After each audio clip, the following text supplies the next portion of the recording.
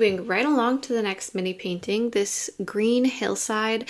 Now I forgot to hit record, so mine is slightly tinted, and just ignore that. You're going to want to pre-wet your sky. I am using a watered down phthalo blue, and you want to blend that edge, pulling that pigment upwards. And I'm using a blue gray for the clouds, which can be achieved by mixing phthalo blue with a touch of red and purple. And you're going to want to pay attention to the reference photo again. While the sky is still wet, I paint in the shapes of the stormy clouds that I see. Remember that the closer you get to the horizon line, flatter the clouds will appear. You're going to want to dry that layer completely. I want some of these clouds a touch darker because if you look at the reference photo, you may notice that they're not all one shade of gray. So following the reference as a general guide, I lay down the areas where you see the clouds getting darker, and you don't want all hard edges, so soften them up by washing your brush, dabbing off the excess water onto a paper towel, and blending those edges out. And this will create that soft cloud look we are wanting. Now for the hillside, I want to start out with green but desaturated a bit.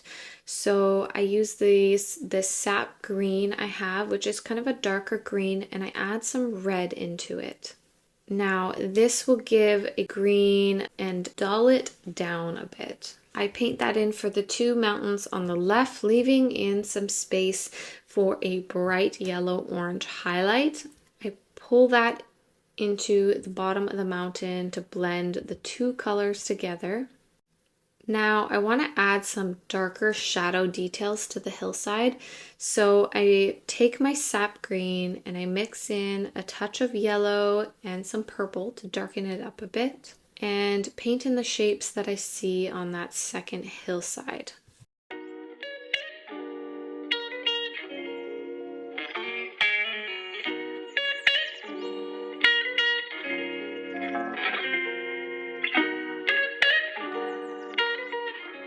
That back hill that you see, I use that same dark green, mixing in some of the phthalo blue and some purple to really darken it up. And you're going to use that to paint the final and third hillside in the back, and using it to underline the bottom of the second hillside as well. Moving on to the grass, I choose a yellow pigment and lay that down on the entire grass area. And then I go in with this green gold color by Daniel Smith, which I adore. It's basically a green with a bunch of yellow in it. I need to blend this into the yellow that I previously laid down, but have it more concentrated on the bottom half. You're going to want to dry this layer completely. That dark green color that I used for the mountains, I'm going to use that again, but I'm going to add some yellow to brighten it up. Then using my flat brush, I paint in the next darker grass layer, keeping in mind that the details get flatter the closer that they get to the horizon. The idea is to build up a gradient of details. As the grass moves away from the horizon, it will get darker and darker. Now go ahead and dry that layer. For the next layer, I begin darkening the green up, so I add a bit of the sap green, which is darker, and then make sure to keep the little bits of that brighter yellow grass showing through. You will want to blend the top grass closest to the horizon by cleaning your brush, dabbing off the excess water, and running it along the lines closest to the horizon. And looking at the reference photo, while the paper is still wet, I go in and take some of that dark color and just drop it to darken up the grass in certain areas. That first mountain that I painted seems like it could use a little bit more detail, so I go in with my darker green and add those in, blending the edges, and I darken up the rest of the mountains while I'm at it too. Now this step is optional. If you are liking the contrast of your painting at this stage, then stop here.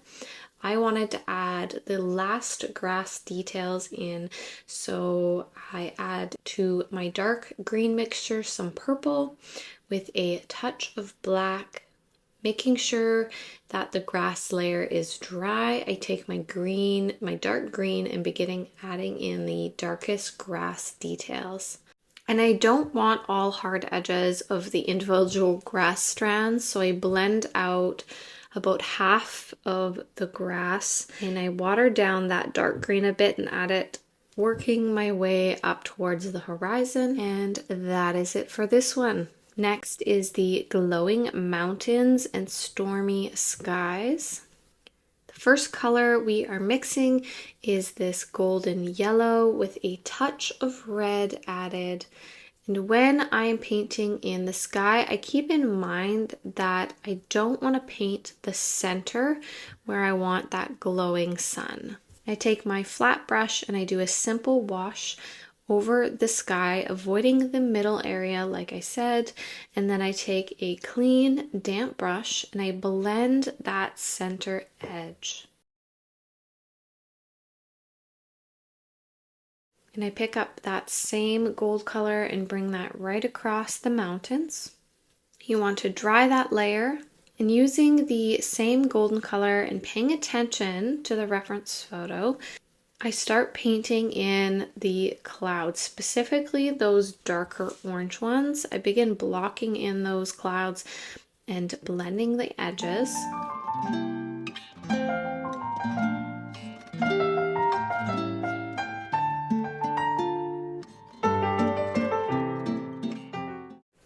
I then add in some more red to my mixture and I want to darken the mountains, blending the bottom edge to create kind of that misty mountain look. I also go over the orange cloud with this darkened mixture, blending those edges. Next, we want to move on to the stormy clouds. To create this shade, I use my pre-existing orange and I mix in some more red with some purple. You can also use blue if you'd rather. It should be this reddish brown color. And paying attention to the reference, I block in the clouds, blending that hard edge.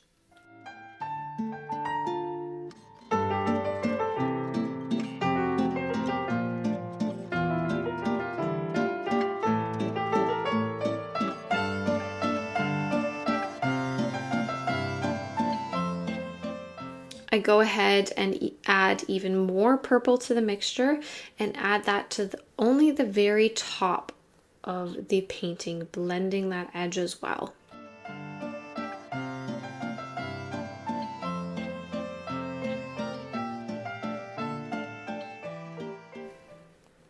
Moving on to the second mountain range, I add in some red to the existing mixture to brighten it up a bit, and I block in and go around all the trees that I drew in. We have to paint the final mountain, so I add in purple, brown, and black into my mixture. We want this mountain to be our darkest. Again, I go loosely around the trees that I drew and I drop in more pigment at the peak of the mountain, and this will naturally blend itself.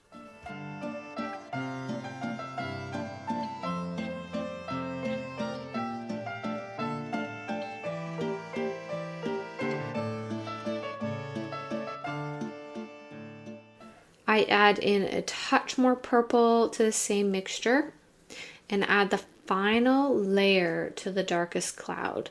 And I use this pretty sparingly at the very top, blending out that edge. It's at this point I notice that the orange clouds are not quite strong enough. They need to be a bit more vibrant and dark, so I use red, yellow, brown with a touch of purple. You should get a shade that's kind of like a burnt orange color. And I add this to the areas that I see those dark orange clouds and along the sides there, and then under the stormy purple clouds as well. Dry that layer completely. And we're going to move on to the trees next. Now, if you look at the reference photo, you may notice that there's a bit of orange flowers in the grass area in the foreground. So I want to use an orangey yellow, and I take my green gold color to start, blocking in the grass and trees.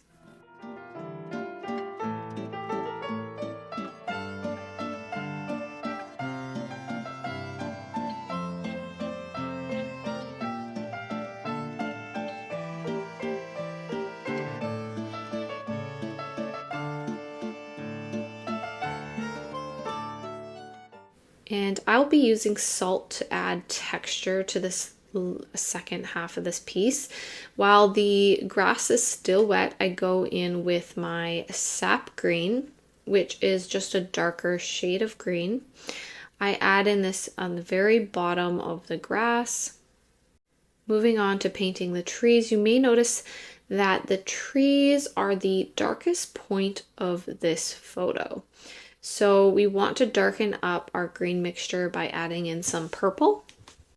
Start at the top of each tree, bringing that dark downwards. Near the bottom, you want to wash off your brush, dab off the extra water onto a paper towel, and blend that bottom edge.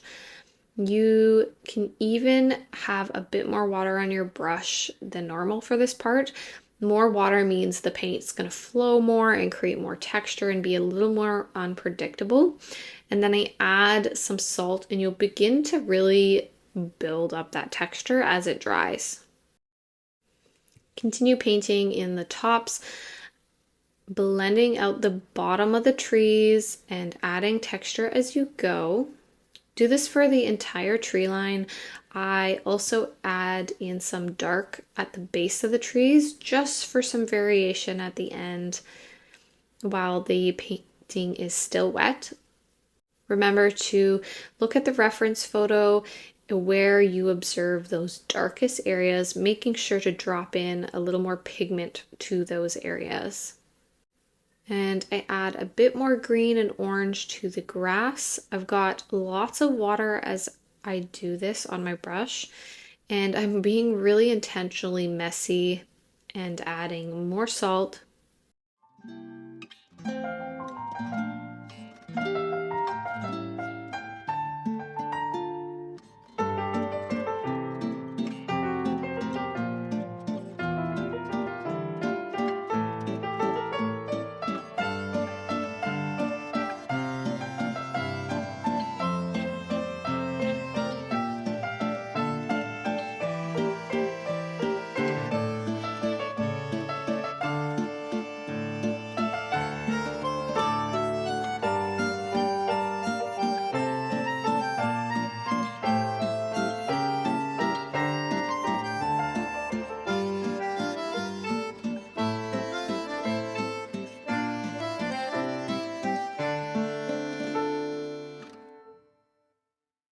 You're going to want to dry this completely.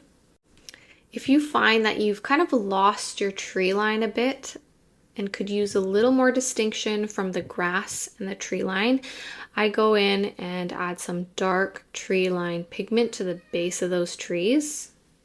And that will really help define those two areas as being separate. Now, when this dries, you should see that the salt and extra water created a lot of visual interest and texture.